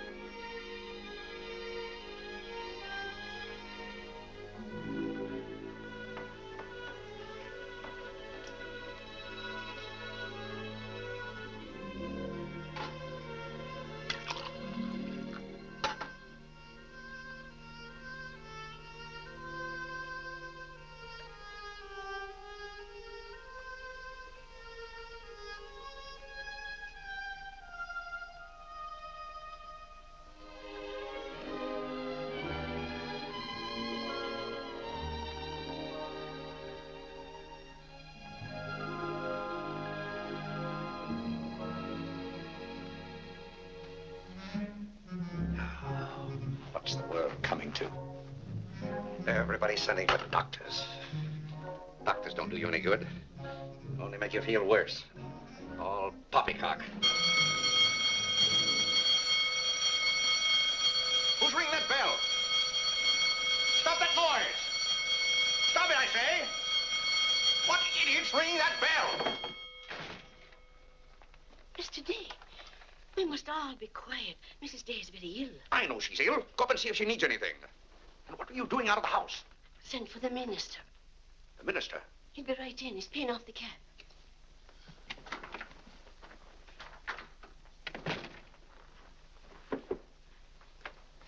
I was deeply shocked to learn the serious nature of Mrs. Day's illness. Will you take me up to her?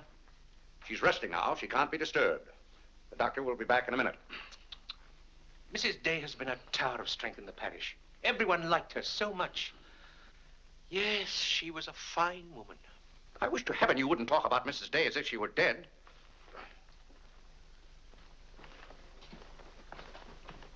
Is the doctor back yet? No. Does she need him? Well, she's kind of restless. She's talking in her sleep and twisting and turning.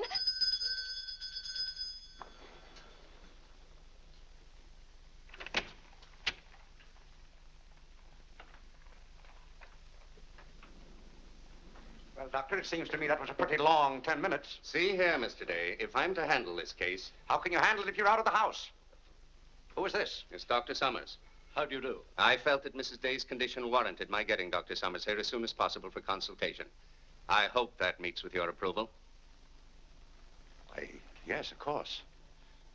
Anything that can be done. Upstairs, Doctor. Pardon me.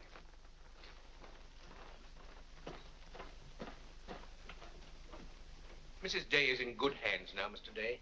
There's nothing you and I can do at the moment to help. Dr. Lloyd. Yes? There's something that's troubling Mrs. Day's mind. Oh? I think you know what I refer to. Yes. You mean the fact that you've never been baptized? Yes, I gathered that you knew about it from your sermon last Sunday. But let's not get angry. I think something had better be done about it. Yes, Mr. Day? When the doctors get through up there, I want you to talk to Mrs. Day. I want you to tell her something. Why, I'd be glad to. You're just the man to do it. She shouldn't be upset about this. I want you to tell her that my being baptized would just be a lot of confounded nonsense. But, Mr. Day... No, she'd take your word on a thing like that. And we both must do everything we can to help her now. But the solution is so simple. It would take only your consent to be baptized. That's out of the question. And I'm surprised that a grown man like you would suggest such a thing.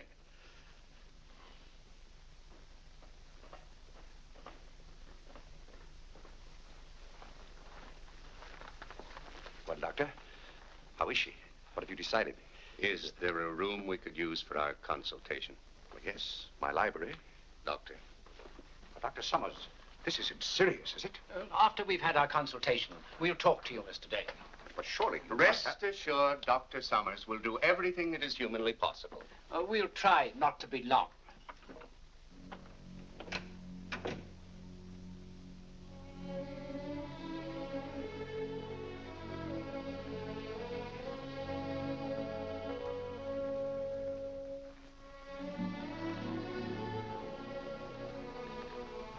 Tell me, this Dr. Summers, he's very highly thought of, isn't he? Oh, yes. Well, if Vinny is seriously... If anyone could help her, he could. Don't you think? Very fine physician. But there is a greater help, ever present in the hour of need. Let us turn to him in prayer. Let us kneel and pray.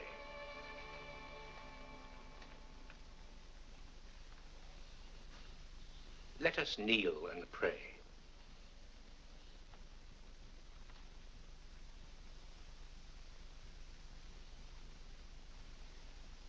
O Lord, look down from heaven. Behold, visit, and relieve this thy servant who is grieved with sickness. Have mercy on her, O Lord.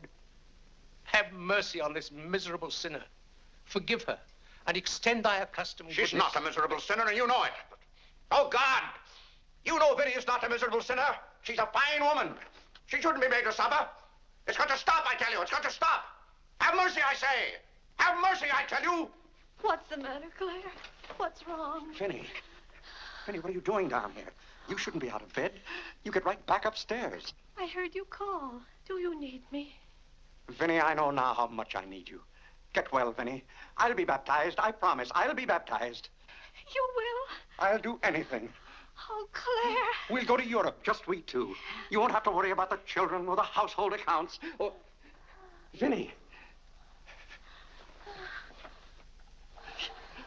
Don't worry, Mr. Day. She'll be all right now. Bless you for what you have done. What'd I do? You promised to be baptized. I did? Oh, Gad!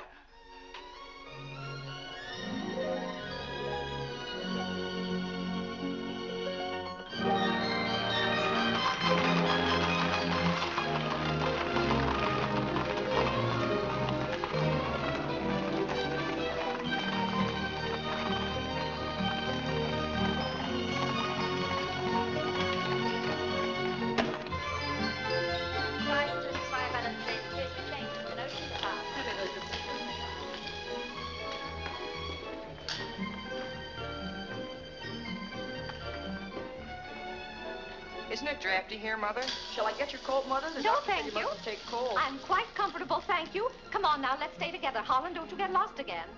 Aren't the hats lovely this year? Ostrich feathers. You wouldn't wear that hat, would you, Mother? I think that's very pretty. I think they're all pretty. Oh, I do need some pink silk thread. Oh, isn't this applique beautiful? Just arrived from Paris, madam. It's charming. What are you looking for, Mother? Oh, I'm just shopping. I think I'll just take a plain one, but this is the very latest. We've only had them in a few days. Remember, Mother, this is your first day out. You mustn't get too tired. No, I'm saving myself, dear. I have to. Cousin Cora's coming tomorrow. She is? Does Father know about it? Not yet. Is Mary coming too? Yes, dear. Harlan, don't touch things. I'll bet you knew it. No, Look, honest, Mother, I didn't. just like Father's. Not tomorrow. Yes, it is, isn't Aren't it? the sleeves a little long? Exactly fits well like across the yours. shoulders. Come on now, Harlan. Now take about my the hand. sleeves. Don't get lost again. Do we have any more of this material? Yes, we do. Dora Thank doesn't you. like you to touch things. This one is genuine imitation Dresden. The original design by Duryea. John, isn't this the darlingest thing? It's exactly what I've always wanted. How much is this lovely pug dog? $15, ma'am. $15? Gee whiz, Mother. We can buy a real-life bloodhound for $5. Oh, isn't he perfectly adorable? Oh, I shouldn't. I know I shouldn't. Mrs. Day. Oh, Mrs. Whitehead. How nice to see you. Are you quite recovered? Almost. This is my first day out. We've missed you at the church. You remember Mr. Morley? How do you do, Mrs. How do you do? Mr. Morley preached the Sunday Dr. Lloyd was ill. Oh, yes. I can't tell you how much I enjoyed your sermon. Even my husband enjoyed your sermon. We've just come from the board meeting of the Foreign Missions. I'm taking Mr. Morley home to lunch. I had to drop in here to pick up a purchase. I won't be a minute. Is your parish in the city? Yes, it's on the outskirts. My church is in Audubon Park. Oh, way up there. Oh, are you acquainted in Audubon Park? No, I don't believe we know a soul there. Mr. Morley, would this be possible? My husband, Mr. Day. If we lower the collar, it'll be a very fine fit. You won't find a better suit of clothes in the city for $15. Oh, it's not the price. It's the money. Thank you for holding it for me. Welcome. Goodbye, Mrs. Day. I hope we meet again soon. Goodbye. It was very pleasant meeting you again. I think it was divine providence. I shall be delighted to be of service. Goodbye, Mr. Morley. Goodbye. May I work it? Oh, no, it's against the rules.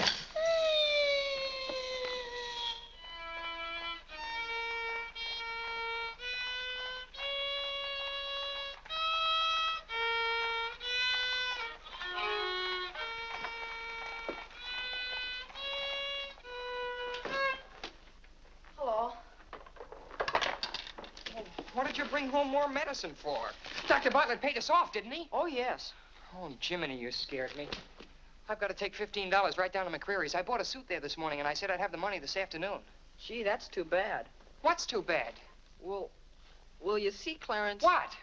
Dr. Bartlett paid us off in medicine. Oh, God! Well, he thanked us, too, for our services to mankind. But my suit, I've got to have it tomorrow. And besides, they're making the alterations. I've got to have $15. Maybe you could offer them 15 bottles of medicine. Oh, they wouldn't take it. McCreary's don't sell medicine. Father. Vinny, I'm home. Good afternoon, sir. How's your mother, Clarence? Oh, the ride this morning did her a lot of good. She'll be well enough to go to church with us next Sunday. Ah, fine. Father, have you noticed I haven't been kneeling down in church lately? Don't let your mother catch you at it. Then I have to have a new suit of clothes right away. That doesn't make sense. I can't do anything in your clothes that you wouldn't do. Well, if my old clothes make you behave yourself, I don't think you ought to wear anything else. Oh, no, you're you and I'm me. I want to be myself. I mean, suppose I should want to kneel down in front of a girl. Why, in heaven's name, should you want to do a thing like that? Well, I've got to propose to a girl sometime. Clarence. Well, not right away, but for $15, I can get a good suit of clothes. Clarence, you're beginning to talk as crazy as you... Hello, Vinny. You're feeling better today, huh? Much better, thank you, Claire. You don't have to hurry home from the office every day like this. With business the way it is, there's no use going to the office at all. Yes, you do look better, Vinny. What did you do today? Well, I got a carriage and took the boys for a ride, and we stopped in at McCreary's. And, oh, Claire, I've the most wonderful news for you. Who do you think I met? Mr. Morley. Morley? Never heard of him. Remember that that nice young minister who substituted for Dr. Lloyd one Sunday? Oh, yes. Bright young fellow. Preached a good, sensible sermon. Short one, too. Ought to be more ministers like him. Well, Claire, his parish is in Audubon Park. You know, way up above Harlem. Nobody knows you up there. You'll be perfectly safe. Safe? Vinny, what the devil are you talking about? I've gone all over everything with Mr. Morley, and he's agreed to baptize you. Oh, he has. The young whippersnapper. Very nice of him. We can go up there any morning. We don't even have to make an appointment. Who said I was going to be baptized at all? Why, Claire, you did. Now, Vinny. You gave me your promise, your sacred promise. You said I'll be baptized. I promise I'll be baptized. Well, what if I did? Claire, aren't you a man of your word? Vinny, we all thought you were dying. So naturally I said that to cheer you up. As a matter of fact, the doctor told me that's what cured you. Well, it seems to me pretty ungrateful of you to press this matter any further. My being well has nothing to do with it. You gave me your word. You gave the Lord your word. And you're going to march yourself up to Mr. Morley's church some morning before you go to the office and be christened. If you think for 1 minute... What in the name of heaven is that? If you think I'm going to let you add the sin of breaking your solemn and sacred promise... I demand to know what that repulsive object is. It's perfectly plain what it is. It's a pug dog. What is it doing in this house? I wanted it and I bought it. You spent good money for that? Claire, don't try to change the subject. How much did you pay for that atrocity? I didn't pay anything for it. I charged it. Charged it? I might have known. How much was it? $15. $15? Claire. For that eyesore? Don't you call this lovely work of art an eyesore? It will look beautiful sitting on a red cushion by the fireplace in the living room. If that sits in the living room, I won't. Furthermore, I don't even want it in the same house with me. Get it out of here.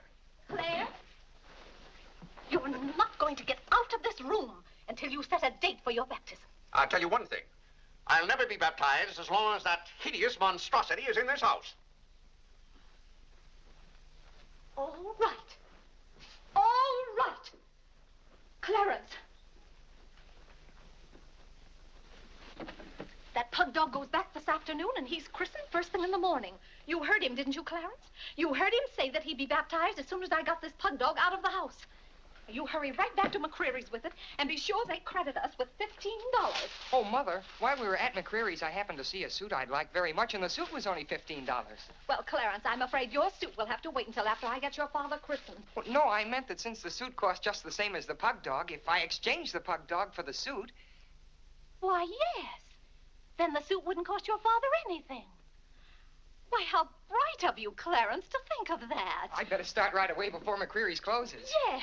Now, let's see. If we're going to take your father all the way to Audubon Park... Clarence, on your way back, you stop at the livery stable and tell them to have a cab here at 8 o'clock tomorrow morning. Mother, a cab? Do you think you ought to? We can't walk all the way to Audubon Park. But you know what a cab does to Father. This is a very important occasion. All right. Get one of their best cabs, the kind they use at funerals. Well, those cost $2 an hour, and if Father gets mad... Well, if your father starts to argue in the morning, you remember. Oh, he agreed to it. We both heard him.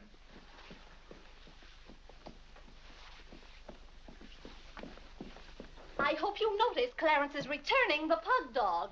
Well, that's a sign you're getting your faculties back. Don't dawdle, Clarence.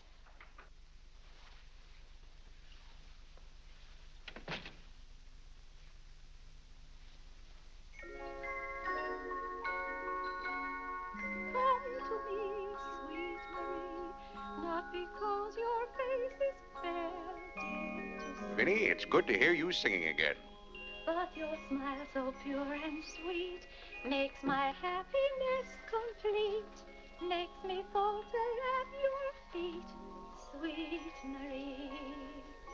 Oh, on the way uptown, I stopped in at Tiffany's and bought you a little something. Thought you might like it.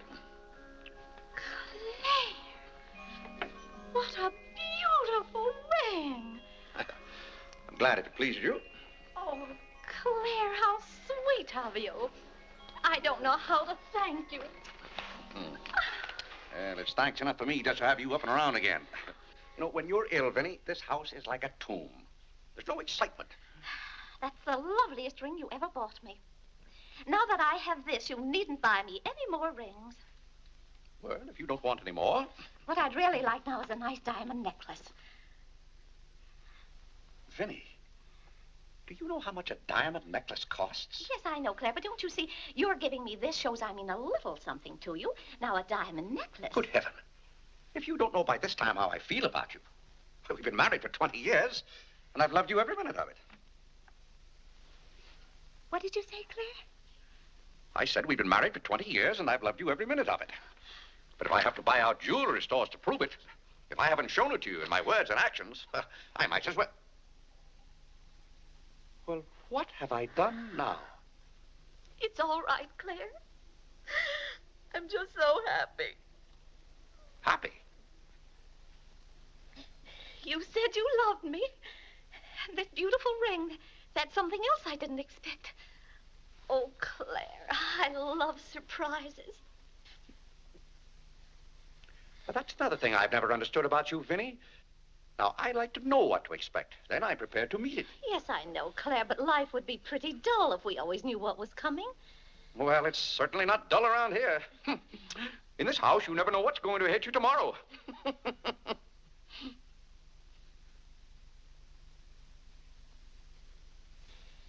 Every daisy in the dell knows my secret, knows it well, and yet I dare not tell thee, sweet Marie, sweet Marie, Sweet Marie, come to me, come to me.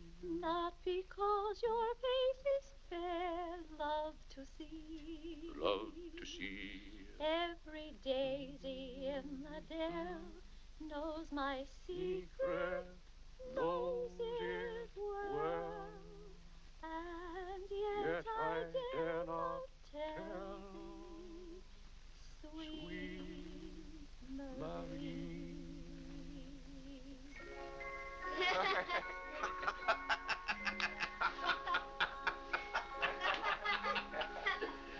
Well, then, Harlan, the very... Who are you? What's your name? Margaret, sir. Can't be Margaret. We've got one Margaret in the house. At home, they call me Maggie, sir. All right, Maggie. If her name's Margaret, that's a good sign. Maybe she'll stay a while. Do you know, boys, your mother used to be just the same about cooks as she is about maids. Never could keep them for some reason. Well, one day about 14 years ago. Yes, it was right after you were born, John. My, you were a homely baby. Thank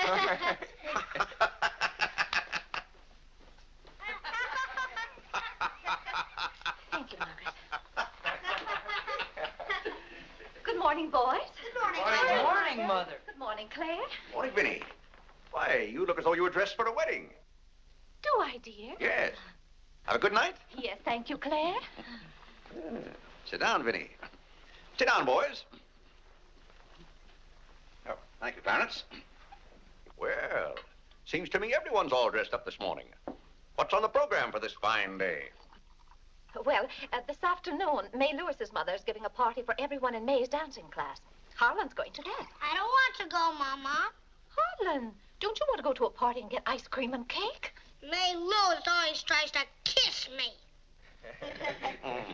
When you get a little older, you won't object to girls wanting to kiss you. Will he, Clarence?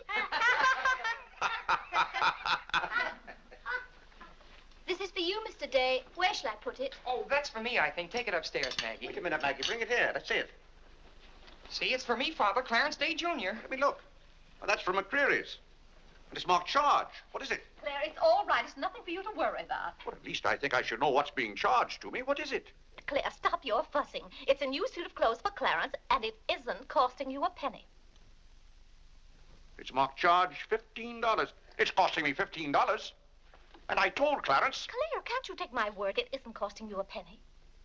I'd like to have you explain why it isn't. Because Clarence took the pug dog back and got the suit instead. Of course. And they'll charge me $15 for the suit. Nonsense, Claire. We gave them the pug dog for the suit, don't you see? Then they'll charge me $15 for the pug dog. But, Claire, they can't. We haven't got the pug dog. We sent that back. Well... But... Well, now, wait a minute, Vinnie. The suit... There's something wrong with your reasoning. Well, Claire, I'm surprised at you when you're supposed to be so good at figures. That's perfectly clear to me. Vinny, they're going to charge me for one thing or the other. Don't you let them.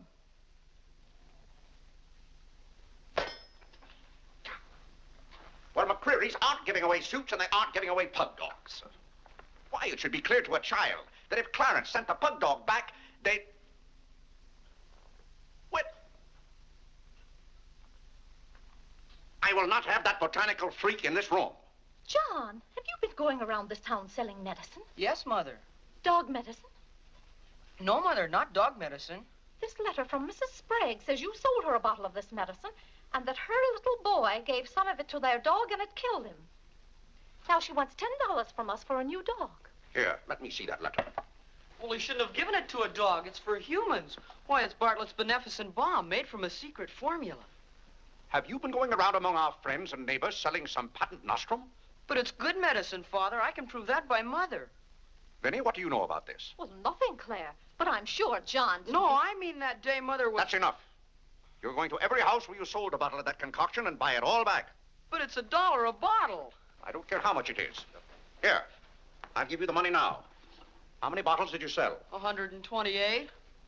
128? Claire, I always told you John would make a good businessman. Young man, you'll have to come down to my office with me. I'll give you the money to buy back that medicine. $128. And $10 more for Mrs. Sprague's dog. That's $138. Thank you, Vinny.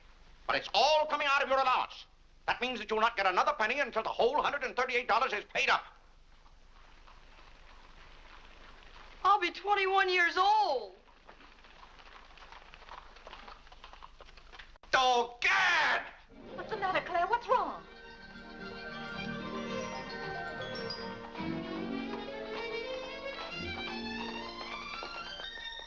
Those gypsies are back.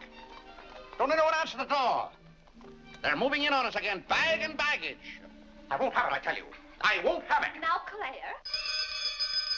Don't let them in. Claire, hush up. They'll hear you. Tell them to get back in that cab and drive right on to Ohio. As if we could turn our own relatives away. But they're extravagant enough to take cabs when horse cars run right by our door. And now you be quiet and behave yourself. John, come help with the baggage. Why do they always have to pounce on us without any warning?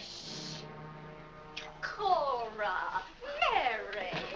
Well, it's so good to have you back again. How are you, Vinny? We've been so worried about you. Oh, I'm fine now. Did you have fun in Springfield? Was it? John. My, you're still growing. Thank you, Cousin John, Clara. go get the baggage. There's Hello. Whitney. How are you, darling? Fine, thank you. And little Harlan. Have you been a good boy? No. Claire, the girls are here. Cousin Claire, here we are again. My, it's so nice to be back. How do you do, Mr. Day? How do you do? Come and sit down and have some breakfast with us. Oh, we had breakfast at the depot. Well, we've practically finished ours. I haven't finished my breakfast. Well, then sit down, Claire.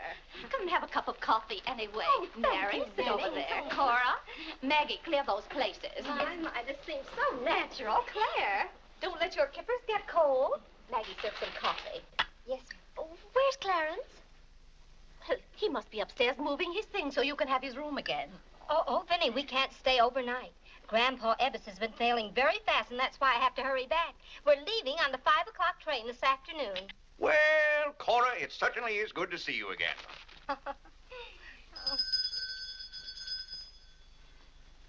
Well, who can that be? Well, this time it can't be another special delivery letter for Clarence. While you were in Springfield, our postman was kept pretty busy. It's the cab, ma'am. Cab? What cab? The cab that's to take us to Audubon Park. Oh, who's going to Audubon Park? We all are. Cora, the most wonderful thing has happened. Claire is going to be baptized this morning. Vinny, what are you saying? I'm saying you're going to be baptized this morning. I am not going to be baptized this morning or any other morning. You promised yesterday that as soon as I sent that pug dog back, you'd be baptized. I never said anything remotely like that. Clarence was right there and heard you. That's why I ordered the cab. The cab. Vinny, you send that right back. I'll do nothing of the kind. I'm going to see that you go to heaven. I I can't go to heaven in a cab. Well, you can start in a cab. I'm not sure they'll ever let you into heaven, but I know they won't unless you're baptized. They can't keep me out of heaven on a technicality. Claire, stop quibbling. You may as well face it. You've got to make your peace with God. Until you stirred him up, I had no trouble with God. Harlan, Whitney, come get your Sunday hats. Clarence, John. Yes, Mother? Hurry, we're ready to go. Oh, my prayer book. Harlan, come let me fix your tie. Vinny, are you mad? Was it your plan that my own children should witness this indignity? Why, Claire, they'll be proud of you. I suppose Harlan is to be my godfather. Vinny, I won't go through with this thing. That's final. Claire, dear, if you feel that way about it... I do. Then we won't take the children with us. I'm not talking about the children. I'm ready, Mother. Oh, John. Vinny, I haven't time for anything like that this morning. I've got to take John down to my office with me and give him the money to buy back that dog medicine. But it wasn't dog medicine, sir. Young man, we're starting downtown this minute. You do no such thing.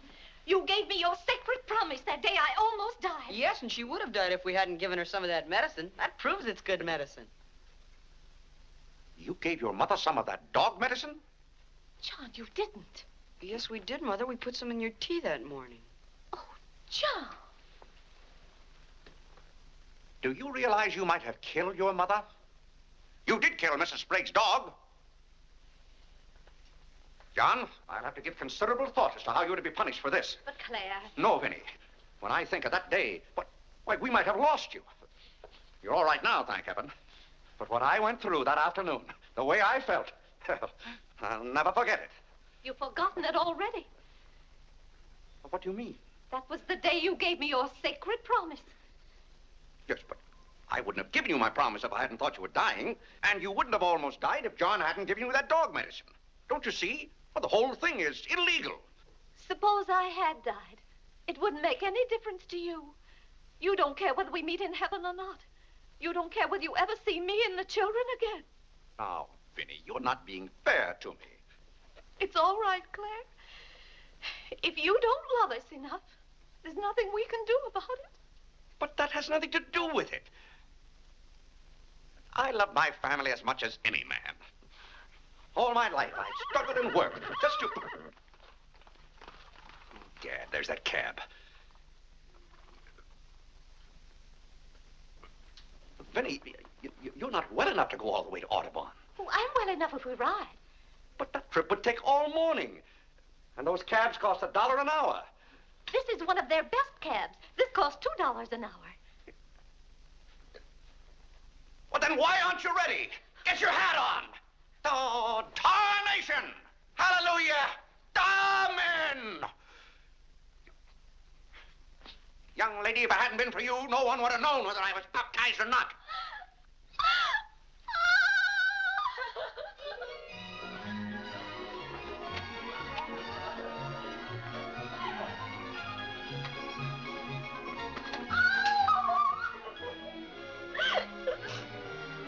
Oh, Gad! Good morning, Mr. Day. You're going to the office? No. I'm going to be baptized.